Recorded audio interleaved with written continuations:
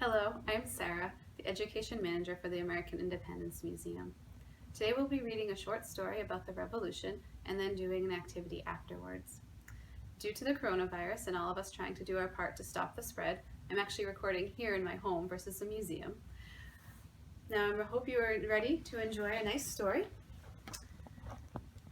Gingerbread for Liberty, How a German Baker Helped Win the American Revolution by Mara Rockcliffe, pictures by Vincent X. Kirsch.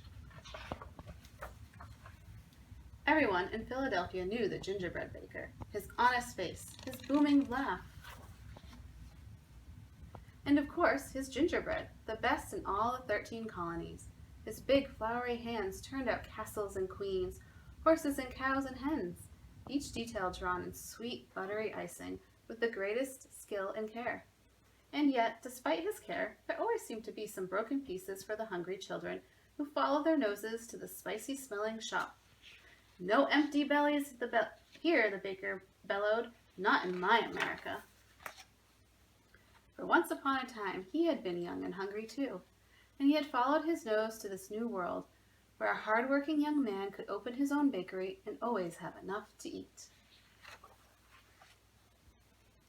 But now, something was in the air, besides the smell of baking gingerbread.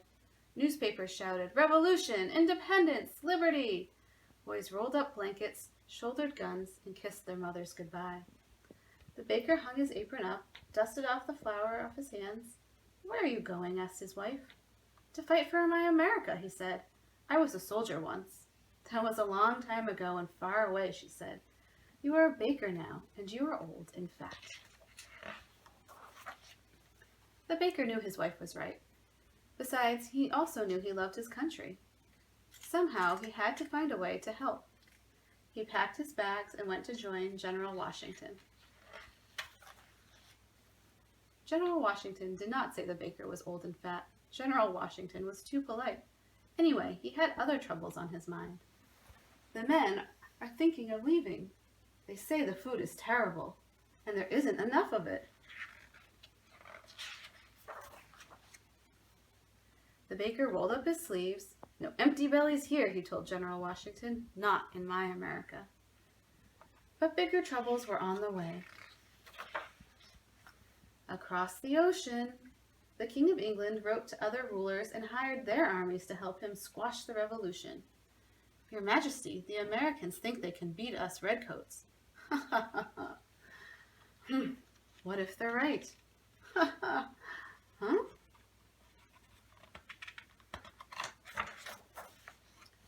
When ships sailed into sight, even General Washington turned pale. Who had ever seen such an army? "Not me, not me, definitely not me." "I have." "These soldiers come from the land where I was born," the baker told General Washington. "Let me go speak to them. Perhaps I can persuade them that we are not their enemies. Perhaps I can even persuade them to switch sides." "If you are caught, you will be killed," Washington warned. The baker smiled. "But I will not be caught."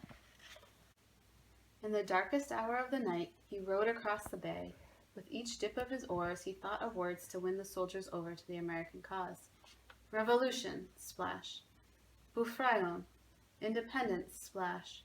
"Unabhängigkeit," liberty, splash, splash. "Freiheit." But when he looked into their hungry faces, all his fine words slipped away. What could he say? "I have a bake shop," he began. As the baker spoke, the soldiers seemed to see the fragrant steam rising from his ovens. They could almost smell the spicy gingerbread and taste the sweet buttery icing on their tongues. "And you always have enough to eat?" the soldiers asked. "No empty bellies here," the baker told them. "Not in my America."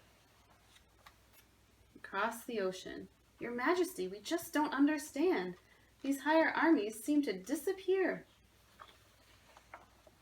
Many, many loaves and battles later, "The British have surrendered. The revolution is over. We won."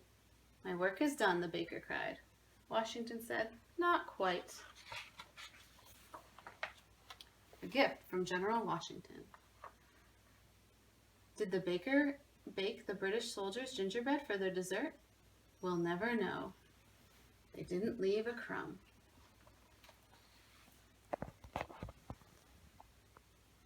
Before we get started, I want to tell you a little bit about who this book was about.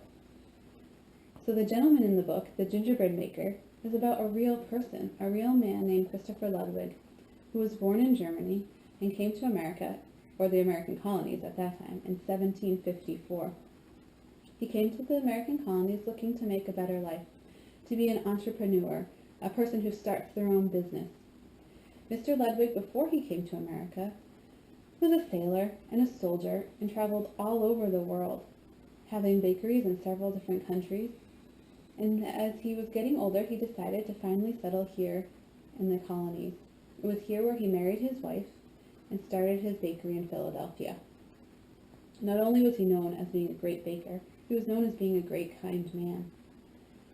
He would use some of the extras that he cooked, or maybe even if they weren't extra, he would pretend they were extra, just like the book tells us, to feed hungry children in the neighborhood. He also really believed in education and that everyone should have the right to learn, no matter where they came from or how rich or poor they were. And throughout his lifetime, he actually saved money and used it to pay for children in the area to be students at local schools if they couldn't afford their own education. He was also a patriotic man, and even though he wasn't born in the colonies, he felt he was an American, and he wanted to be part of the revolution to help America become its own country, to help George Washington, and that's why he did his civic duty. He went to George Washington and helped become the baker that would feed all of the army. And so with that inspiration in mind of being kind to your neighbors and being civically engaged, I thought we could do a craft that might help in this time where we're all stuck at home trying to do our part to be good citizens from stopping the spread of the virus. So this activity has that in mind. Today we're going to be making a card that, with permission of your grown-ups, you can maybe deliver in the mailboxes of neighbors or family or friends. Of course, when you're doing that, make sure you practice good hygiene. Sanitize before you put your items in the mailbox and after. We're going to be using an art technique called resistance painting. And that's what the illustrator used to illustrate this book. You see all these lovely white lines with the color in between? That's resistance painting. And resistance painting is simply taking something and putting it on your paper that will resist or push away or repel the paint. And that's what creates the white lines. These white lines are also kind of a symbol that you see here, I think, that the author was trying to do to show, or decorating, that Mr. Ludwig would have used on his gingerbread. Today when we create gingerbread men, we have a stamp and then we draw with icing onto the gingerbread men. Mr. Ludwig would use a mold instead of a cookie cutter.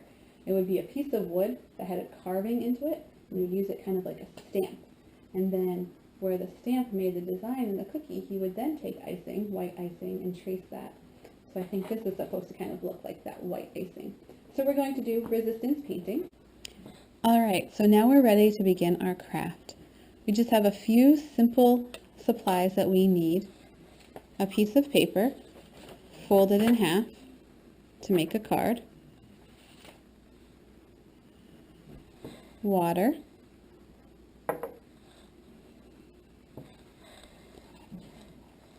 Watercolor paints.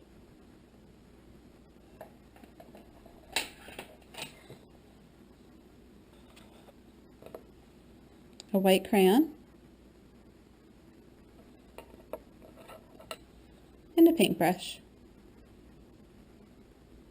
I'll show you two different methods for resistance painting. The easiest is the one using the white crayon. So what you do is you take your white crayon and you simply draw the picture. Everywhere where you write with the white crayon, the paint will be repelled from. So we're going to start, and I'm going to draw something simple. A flower.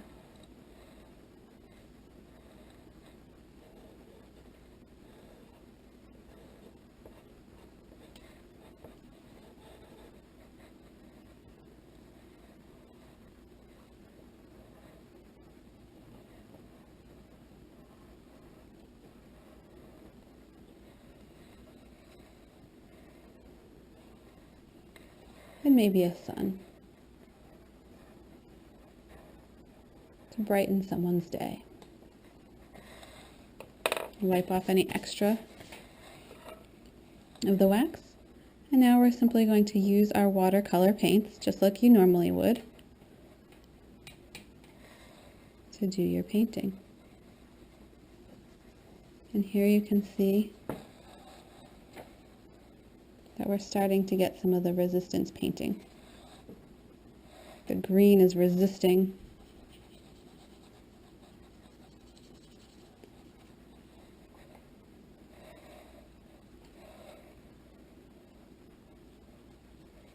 the wax.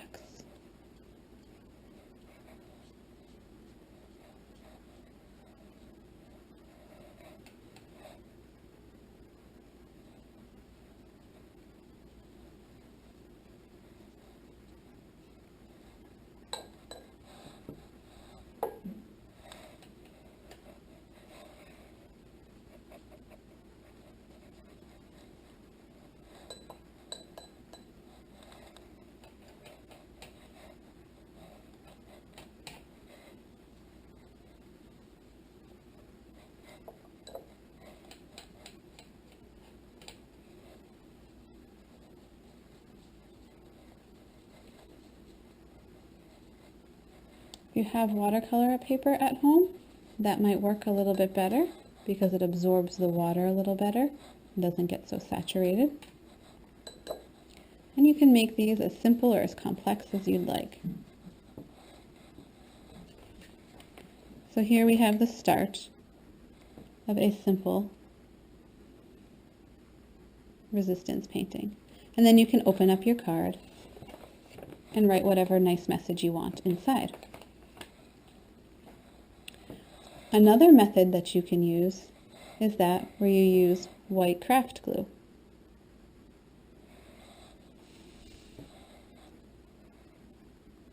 You simply take your glue and draw the picture onto your paper, and wherever the glue is, the paint will resist. Now, unfortunately, I didn't think ahead and didn't have this dry completely, but you can see a little bit here down at the bottom how it works.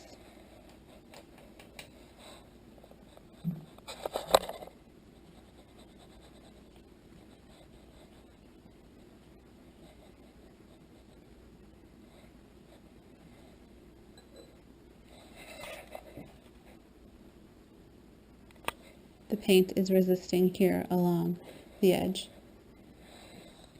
And that is how you can create some simple resistance paintings. I hope you've enjoyed your activity today and you learned something new. If you like what you saw today, please share this video with friends and family, and we hope you join us again in the coming weeks as we post more interesting and fun activities for you to do.